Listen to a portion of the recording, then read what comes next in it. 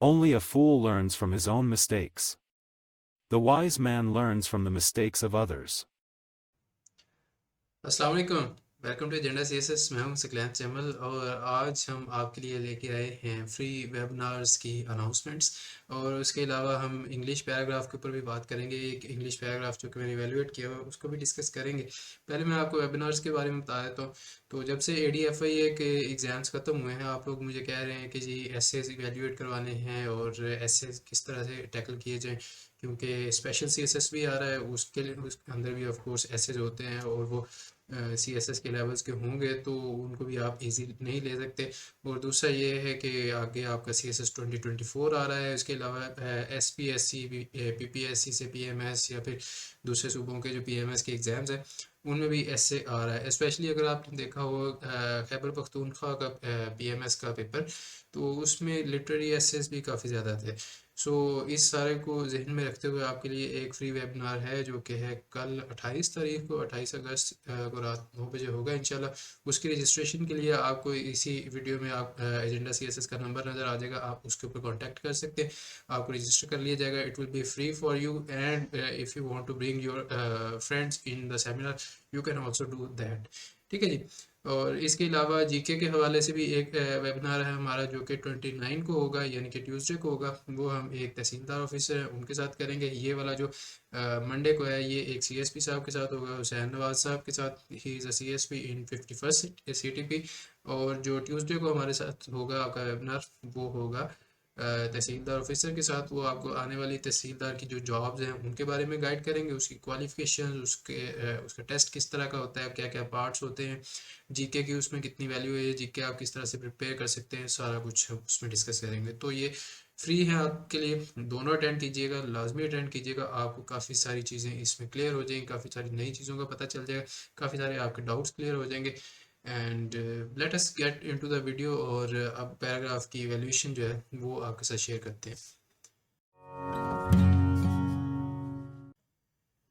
We have reviving PIA। ठीक है जी।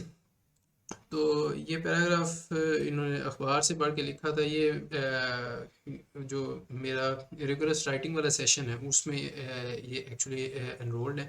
तो कभी ये आउटलाइन वगैरह लिख लेते हैं, कभी पैराग्राफ्स वगैरह लिख लेते हैं, कभी मूड चेंज होता रहता है इनका भी।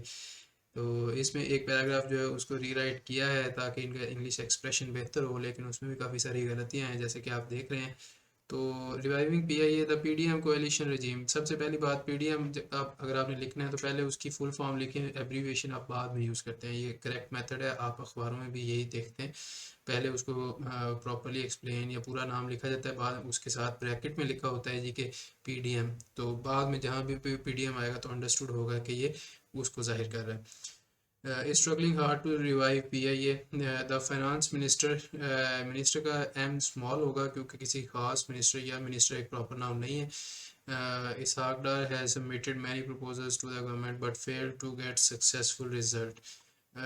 तो बहुत नॉर्मल सा जुमला लग रहा है, आप इसकी बजाय ये लिख सकते हैं कि the finance minister has failed to get approval of the government despite submitting multiple proposals in this regard. ठीक है। आगे है जी, their main objective is to revive Pakistan economy. Pakistan का भी स्मॉल लिखा हुआ है, वो कैपिटल कर दिया है। देयर देयर जो है, अब ये प्रोनाउन है, ये किसको जाहिर कर रहा है? पीछे आप इसहाकडार की बात कर रहे हैं, उससे पहले आप PDM कोएलिशन रजीम की बात कर रहे हैं। तो देयर जो है अगर आपने यूज़ करना है तो लाजमी बात है कि उससे पिछले जुमले में आपका वही नाउन और सब्जेक्ट होगा, उसके बारे में आप यहाँ पे देयर या प्रोनाउन यूज़ करें। लेकिन पिछले जुमले में हमने इसहाकडार देखा जो कि एक सिंगुलर है, तो ये यहाँ पे ये गलत है। यहाँ पे आप पूरा लिखेंगे उसका। ठीक है। Pakistan economy, that is why they are showing, again they जो है ये गलत है, या are showing keen interest in privatization of the PIA the Pakistan International Airlines. PIA को भी यहाँ पे पूरा एक दफ़ा लिख के बाद में एब्रीविएशन यूज़ करें। As it is a huge burden on national wealth of Pakistan. अब ये देखें, as it is a huge burden on national wealth of Pakistan, ये एक कंप्लीट जुमला नहीं है, कंडीशनल है। तो आगे आप एक्सपेक्ट कर रहे हैं कि इससे कोई मंतकी अंजाम, कोई इससे जुड़ी हुई लाइन आगे हमें मिलेगी, उसका रिजल्ट क्या है कि सिंस दिस इज दिस, तो इसका रिजल्ट क्या है हमारे पास, या फिर इससे मैं क्या लॉजिकल कंक्लूजन निकाल सकता हूँ। तो इसकी करेक्शन कुछ इस तरह से है, as PIA's outstanding debts weigh heavy on Pakistan national wealth. The government is trying hard to eliminate this burden, ठीक है, therefore they are working hard वगैरह। तो ये सारे को मैंने रिफ्रेश करके यहाँ पे आपको लिख दिया। In addition to this, in addition to it लिखा हुआ था, वो भी गलत है वैसे। सिंपली आप पीआईए से शुरू कर लें। PIA is a loss making company full which has around 742 billion, आगे रुपीज़ आना था, रुपीज़ है या डॉलर है, डेफिनेटली रुपीज़ है, डॉलर्स में तो नहीं इतना होगा that. PIA is a loss-making company which has around 742 billion rupees debt, while its current total assets are only 102 billion rupees, ठीक है। So it is impossible to bring back PIA to its old glory, to bring PIA back to its old glory। फिर आगे जी full stop के बाद that लगाया हुआ है, तो दैट जो है उसका टी कैपिटल आएगा क्योंकि जुमले का स्टार्ट है। ऑलवेज राइट दैट इज़ या दैट वाज पूरा लिखें, दैट्स ना लिखें, ठीक है। वो हम इनफॉर्मल इंग्लिश में यूज़ करते हैं, फॉर्मल या फिर एकेडमिक इंग्लिश में आपने उसको क्लियर करना होता है कि दैट इज़ है, दैट वाज है या क्या है। इसी तरह दैट इल अगर आप लिखते हैं तो उससे क्लियर नहीं होता कि दैट विल है, दैट शैल है, ठीक हो गया। तो पूरा लिखा करें, that is that is why the government has decided to privatize PIA. On the other hand, the surplus of employees is adding fuel to fire. इस पंक्चुएशन पे ज़रा काम करें, ये पहले मैंने आपको काफ़ी ज़्यादा बताया। which ultimately poses a grave threat to national interest, which ultimately causing, लिखा हुआ था मैंने उसको poses a grave threat to the national interest कर दिया।